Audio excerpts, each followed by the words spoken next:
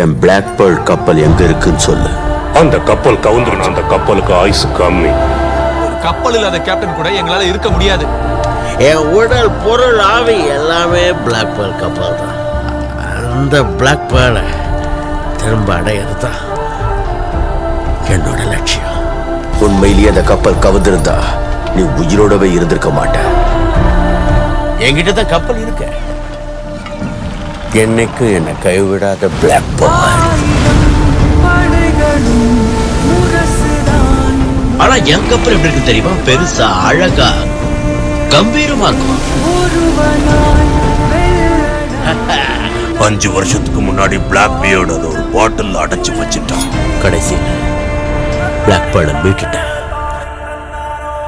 Black pearl தான் இந்த Caribbean கடல் பகுதியில் இருக்கிற பயங்கரமான கொள்ளை கப்பல்.